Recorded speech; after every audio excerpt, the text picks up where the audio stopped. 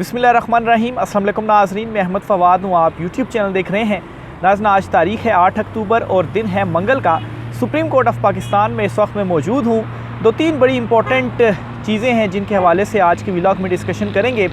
एक तो ये जी कि चीफ़ जस्टिस कादी फ़ाइज़ ईसा साहब की जो एक्सटेंशन के ऊपर क्रॉस लगा है, इस हवाले से ये कहा जा रहा है कि जो ताकतवर हैं उन्होंने शायद कादी साहब को टिशू पेपर की तरह पहले इस्तेमाल किया और इस्तेमाल करने के बाद अब फेंक दिया है। ये मामला क्या है, इस पर कुछ चीज़ें आपके साथ में शेयर करूंगा। और दूसरे नंबर पर नाज़रीन, चीफ़ जस्टिस कादी फ़ाइज़ ईसा साहब जो हैं उन्हें एक और हज़ीमत का सामना अपनी रुखसती के टाइम पर भी करना पड़ सकता है, और वो ये है कि जो अक्सरियती जजेस हैं वो उनके इशाइये में शायद शरीक ही ना हों। इवन के मुख्तलिफ़ बार्स की जानिब से जाने वाले चीफ़ जस्टिस को इशाइया दिया जाता है और ये एक्टिविटी कोई महीना डेढ़ पहले इसका आगाज़ हो जाता है, लेकिन अभी तक चीफ़ जस्टिस कादी फ़ाइज़ ईसा साहब को कोई भी जो इशाइया है वो उनको नहीं दिया गया,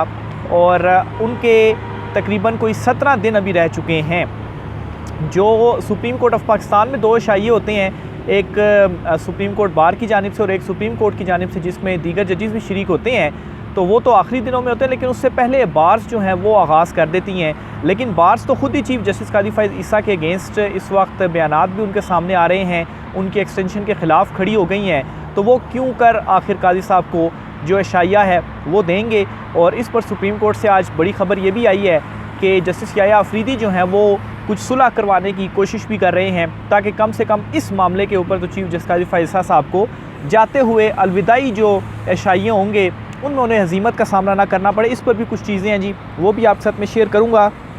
साथ ही साथ एक और सवाल पूछा जा रहा है कि अक्सरियती जजेस की जानिब से माफ़ कीजिएगा, अक्सरियती जजेस की जानिब से क्यों कर आखिर कादी साहब के मामले के ऊपर जो रद्द अमल है वो नहीं दिया जा रहा है। इस पर भी कुछ तफसीलात हैं, वो भी आपके साथ मैंने शेयर करनी है। सबसे पहले तो जी, और इसके अलावा इमरान खान साहब के जो मुकदमात है, आज तोशा खाना 2 का जो केस था उसकी भी समाअत हुई है, इस पर भी चीज़ें आप साथ में शेयर करूँगा। तो आगाज़ नाज़रीन मैं यहाँ से करता हूँ कि चीफ़ जस्टिस कादी फ़ाइज़ ईसा साहब के इशाइये से मुतल्लिक और जो सुप्रीम कोर्ट में इस वक्त जस्टिस याह्या अफरीदी अक्सरियती जजेस और चीफ़ जस्टिस कादी फ़ाइज़ ईसा साहब के दरमियान सुलह की कोशिशें कर रहे हैं। इस पर जी ख़बर ये सामने आई ज़राए से कि जस्टिस याह्या अफरीदी साहब ने रब्ता किया चीफ़ साहब से और उनसे कहा कि मैं जो है वो ये जो एक डिवीज़न है वो ख़त्म होनी चाहिए सुप्रीम कोर्ट से, और आपके और दीगर जजेस के दरमियान जो है वो राब्ते वगैरह करके और सुलह वगैरह करवाना चाहता हूँ। तो इस पर काजी साहब ने कहा जी कि मुझे तो इस पर कोई मसला नहीं है, ठीक है, गो हेड जो है वो उनको दिया गया। बहरहाल सवाल यहाँ पर ये है कि क्या वाकई जस्टिस याह्या अफरीदी साहब ने ख़ुद ये रब्ता किया काजी साहब से और ये कहा, और फिर काजी साहब ने भी जो है वो हामी भर ली, और इस तरह से जो एक ख़बर है, जो स्टोरी है वो सामने आई। क्योंकि इस टाइम पर सुप्रीम कोर्ट में सूरत हाल ये कि कादी फ़ाइज़ ईसा साहब जो हैं वो जा रहे हैं, चीफ़ जस्टिस साहब जो हैं वो 25 अक्टूबर को रिटायर हो रहे हैं, और रिटायरमेंट के टाइम पर ही क्यों जस्टिस याह्या अफरीदी साहब जो है वो ये चीज़ उठा रहे हैं। उससे पहले भी तो ये चीज़ की जा सकती थी जब सुप्रीम कोर्ट में मामलात फंसे हुए थे। अब तो कादी साहब रिटायर हो रहे हैं, तो अब वो चले जाएंगे, तो वो जब चले जाएंगे तो अक्सरियती जो जजेस हैं और जस्टिस मंसूर अली शाह साहब चीफ़ जस्टिस होंगे, फिर तो डिवीज़न ख़त्म हो जाएगी। तो ये चीज़ पहले होनी चाहिए थी। बहरहाल चीफ़ जस्टिस कादी फ़ाइज़ ईसा साहब जो हैं, एक तरफ वो अलविदा तो हो रहे हैं, लेकिन दूसरी तरफ उनकी जो इमेज है वो इस वक्त इस कदर ख़राब हो चुकी है कि अब डर ये भी हो गया है कि जो इशाइये दिए जाते हैं एक चीफ़ जस्टिस को जब वो रिटायर होते हैं, तो उन इशाइयों में क्या अक्सरियती जजेस शिरकत करेंगे, और फिर क्या जो मुख्तलिफ़ बार्स हैं वो उनको इशाइये देंगी। अब चीफ़ जस्टिस कादी फ़ाइज़ ईसा साहब जो हैं वो बेसिकली बलूचिस्तान से, और वहाँ से बलूचिस्तान हाई कोर्ट से वो सुप्रीम कोर्ट आए, यानी कि उनकी जो होम बार है वो बलूचिस्तान बार है। तो बलूचिस्तान बार तो ऑलरेडी जो है वो चीफ़ जस्टिस कादी फ़ाइज़ ईसा साहब की एक्सटेंशन के ख़िलाफ़ आनी तरमीम से मुतल्लिक जो है वो उनकी प्रेस रिलीज़ भी सामने आई, उनका एलामिया भी सामने आया, और काजी साहब से रिटायरमेंट का भी उनकी तरफ से चीज़ें जो है वो सामने आई। और इसी तरीके से इस्लामाबाद की जो तीनों बार्स हैं, और इसके अलावा मुख्तलिफ़ कराची, क्वेटा, ये बार्स जो हैं ये भी चीफ़ जस्टिस कादी फ़ाइज़ ईसा साहब की जो एक्सटेंशन है इसके मुखालिफ उनके जो एलामिये हैं वो भी सामने आए। तो आखिर क्यों ये जो बार्स हैं वो चीफ़ जस्टिस कादी फ़ाइज़ ईसा साहब को जो एक अलविदाई इशाइया होता है वो देंगी। तो अगर इस तरह से नहीं होता तो चीफ़ जस्टिस कादी फ़ाइज़ ईसा साहब के लिए ये एक और हज़ीमत होगी, और जाते जाते एक बड़ी हज़ीमत का सामना यहाँ पर काजी साहब को करना पड़ सकता है। और इससे भी बड़ी हज़ीमत ये हो सकती है कि जो सुप्रीम कोर्ट बार और सुप्रीम कोर्ट जो मुलाजमीन होते हैं, रजिस्ट्रार और दीगर, उनकी जानिब से जो इशाया दिया जाता है चीफ जस्टिस को, इसमें दीगर जजेस भी शामिल होते हैं। और अब अगर जो अक्सरियती जजेस हैं, जिस हद तक चीज़ें गई हैं सुप्रीम कोर्ट ऑफ पाकिस्तान में, जिस हद तक मुखालफत हुई है, और काजी साहब ज़ाहिर सी बात वो एक्सटेंशन ले रहे थे, तो इससे हक खाया जा रहा था मंसूर अली शाह, मुनीब अख्तर और दीगर जजेस का। तो मुखालफत इस हद तक, इस नहज तक सुप्रीम कोर्ट में गई हैं कि यहाँ तक बात पहुँच चुकी है कि हो सकता है कि वो जो जजेस हैं वो काजी साहब के इस अलविदाई इशाइये में भी शिरकत ना करें। जस्ट इमेजिन कि 17 जजेस हैं और इनमें से अगर 12 जजेस इशाइये में नहीं होंगे और 5 जजेस होंगे और काजी फ़ाइज़ ईसा साहब चीफ जस्टिस होंगे, तो क्या ये एक हज़ीमत नहीं है? और फिर आप इसी चीज़ को कनेक्ट करें कि जस्टिस याह्या अफरीदी साहब जो सुलह कराने की कोशिश कर रहे हैं कि मामलात जो हैं वो ठीक हो जाएं, ताकि जजेस एटलीस्ट शिरकत कर लें और जाते हुए काजी साहब को ये जो हज़ीमत है वो ना देखना पड़े। तो एक तो जी इशाइये से मुतल्लिक ये कुछ चीज़ें थी आपके साथ में शेयर करना चाहता था, और इस चीज़ को हाईलाइट उस तरह से नहीं भी किया जा रहा। आप ये सुन नहीं रहे होंगे,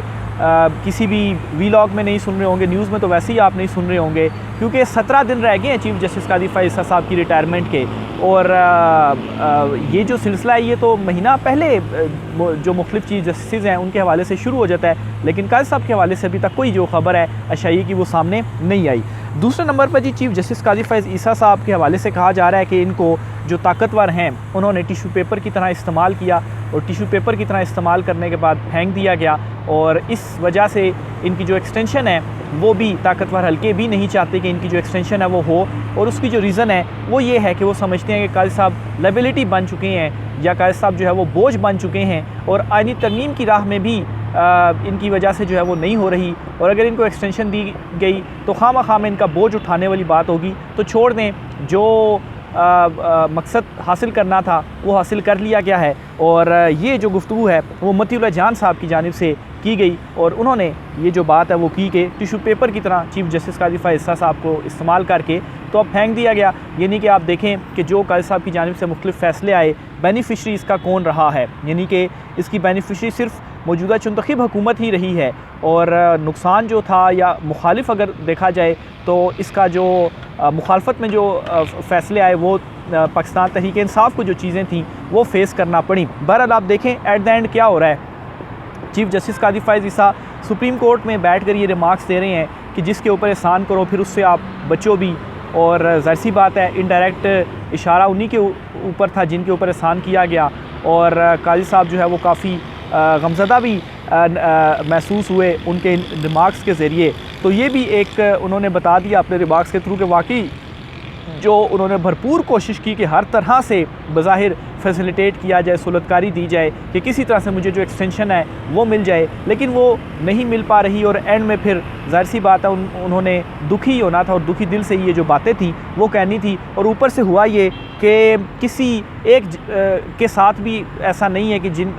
इवन के सुप्रीम कोर्ट में जजेस के ख़िलाफ़ भी चीफ जस्टिस काजी फ़ाइज़ ईसा साहब जो हैं उनसे भी महाज़राई करते रहे। जस्टिस मंसूर अली शाह साहब, जिनको हवाले से ये कहा जाता है कि वो तो चीफ जस्टिस काजी फ़ाइज़ ईसा साहब के मोहसिन हैं, क्योंकि रेफरेंस में उन्होंने जो एक फ़ैसला दिया था उनके फ़ैसले की वजह से भी वो बचे थे, उनका बड़ा किरदार था। तो उनके साथ भी ये किया गया कि उन्हीं की जगह पर ख़ुद जो है वो चीफ जस्टिस होना चाहते थे, और मंसूर अली शाह साहब जो हैं वो फिर वेट करते रहते 3 साल तक। तो वो जजेस भी एट द एंड अगर इशाइये में मौजूद नहीं होते और बाहर से इशाइया नहीं देती, तो मेरे ख़्याल से सबसे ज़्यादा अगर इस जगह पर किसी को लॉस हुआ है तो वो चीफ जस्टिस काजी फ़ाइज़ ईसा साहब ही हैं। इसके साथ ही इमरान खान साहब से मुतल्लिक भी जो तोशा खाना 2 केस की समाअत हुई है उस पर भी आपको बताता चलूँ। तो पहले तो 190 मिलियन पाउंड केस की जो समाअत थी वो मुलतवी की गई 19 तारीख़ तक, और उसमें जो है वो बग़ैर कार्रवाई मुलतवी की गई, और उसमें जी कहा गया जी कि थ्रेट अलर्ट्स और ये और वो, और फिर उसके बाद 18 तारीख़ तक इमरान खान साहब की मुलाकातें और राब्तों पर पाबंदी लगा दी गई। और अब जो तोशा खाना 2 केस था उसकी आज समाअत हुई है, और इसे भी बग़ैर कार्रवाई 21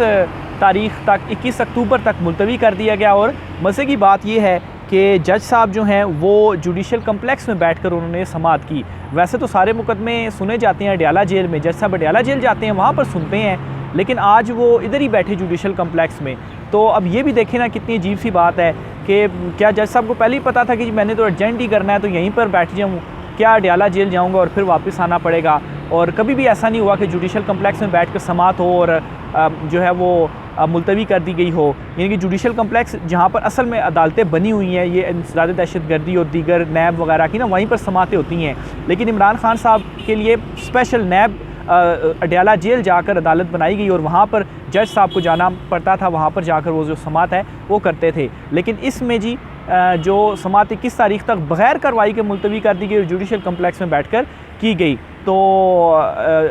ये भी जो है वो चीज़ें रह गई थी जो कुछ होना थी। और फिर इसके अलावा शहीद कांस्टेबल जो इस्लामाबाद में हुए हैं, इनका मुकदमा भी इमरान खान साहब पर दर्ज कर लिया गया। जो FIR काटी गई उसमें भी इमरान खान साहब का जो नाम है वो डाल दिया गया है और ये मुकदमा भी इमरान खान साहब के ऊपर डाल दिया गया है। तो ये जो फस्तायत की मारी हुकूमत है, इनके पास मेरे ख़्याल से इन चीज़ों के अलावा और कुछ भी नहीं है, क्योंकि इमरान खान साहब ने जो जेल में बैठकर इनको बड़ी शिकस्त दी है, यानी कि आइनी तरमीम तमाम ताकत होने के बावजूद ही आइनी तरमीम नहीं कर सके, इवन के नंबर गेम पूरा नहीं कर सके। मौलाना फजल रहमान साहब को जो छोड़ देना, PTI के लोग ये नहीं तोड़ सकते। इवन के काजी साहब ने 63A का फ़ैसला दे दिया था। मौलाना साहब तो खैर अब भी नहीं मान रहे, ख़बरें इस तरह से भी चलाई जा रही हैं कि मौलाना साहब जो हैं वो मान गए हैं कुछ चीज़ों के ऊपर और वो अपना मुसवदा देंगे और आइनी तरमीम होगी। लेकिन जिन चीज़ों के ऊपर मौलाना फजल रहमान साहब माने हैं, उन चीज़ों के ऊपर नून लीग को फ़ायदा ही नहीं है। नून लीग तो ये चाहती थी ना कि काजी साहब जो हैं उनको एक्सटेंशन मिल जाए, यही उनका मेन मकसद था। तो मौलाना साहब जो हैं वो कुछ और ही बातें कर रहे हैं, वो तो काजी साहब की एक्सटेंशन के हक़ में ही नहीं है। और इवन के मुस्लिम लीग नून अब इस आइनी तरमीम से भागना चाहती है और सिर्फ़ फेस सेविंग जो है वो बज़ाहिर सा लग रहा है कि वो ढूंढ रही है, कोई फेस सेविंग मिल जाए इस आइनी तरमीम से जान छुड़ाए, क्योंकि जो मेन बड़ा मकसद था वो तो फोत हो गया है। अब जो मज़ीद कुछ तरमीम होनी है उसमें पाकिस्तान तहरीक इंसाफ भी वो तरमीमें चाहती हैं। PTI तो आइनी अदालत और ये जो था काजी साहब की एक्सटेंशन इसके ख़िलाफ़ थी, और आइनी अदालत में भी मौलाना साहब की ये है जो उनका मुसवदा अभी सामने तो नहीं आया, लेकिन ज़राए बताते हैं कि वो भी चाहते हैं जी कि सुप्रीम कोर्ट के जो 5 जजेज़ हैं सीनियर, वो सुने आइनी केसेस और उसी को एक आइनी बेंच करार दे दिया जाए। और ये ऑलरेडी चीज़ मौजूद है, ऑलरेडी ये चीज़ है कि सुप्रीम कोर्ट के 5 सीनियर जो जजेज़ हैं वो केसेस सुनेंगे, तो आइनी तरमीम लाई ना जाए या ना लाई जाए, ये चीज़ ऑलरेडी मौजूद है। तो अगर ये चीज़ें आनी हैं तो ये तो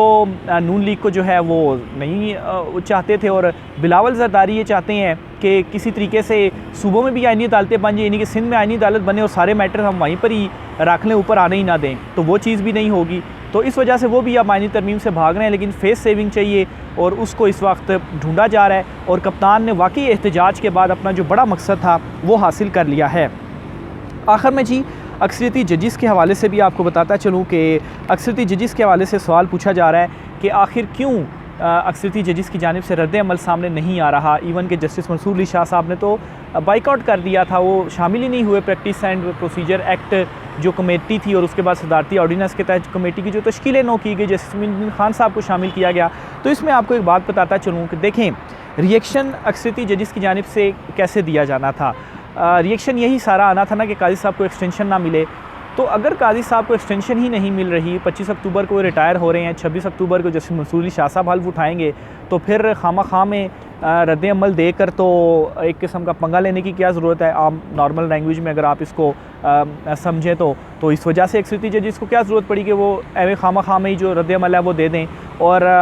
अगर तो कोई इस तरह की कहानी बीच में करने की कोशिश की गई, फिर तो अक्सरियती जजेस जो रद्द अमल है वो तब तो ज़रूर देंगे। और अक्सरियती जजेस कोई चीफ जस्टिस काजी फैसला साहब तो नहीं है जो कि दूसरे बेंचेस के भी फैसलों के ऊपर ख़त लिख दिया करते थे और हर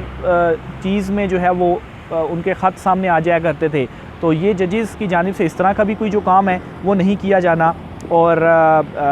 फिर इसके अलावा फुल कोर्ट के हवाले से ऑलरेडी जो जस्टिस मंसूर अली शाह साहब हैं उनकी जानिब से रद्द अमल दिया जा चुका है, उन्होंने फुल कोर्ट का मुतालबा किया हुआ। लेकिन खामोशी की रीज़न यही है कि जबकि रिटायरमेंट हो रही है, आइनी तरमीम नहीं हो रही, तो फिर क्या जो है वो रद्द अमल देने का फ़ायदा। तो ये वजह है अक्सरियती जजेस की खामोशी की। आखिर में जी मुस्तफ़ीन काज़मी जो कि वकील थे और उन्होंने आकर भरी अदालत में चीफ जस्टिस काजी फैसला साहब से ये कहा था कि हम देखते हैं कि आप आइनी तरमीम कैसे जो है वो पास करवाते हैं। और इसके ऊपर जी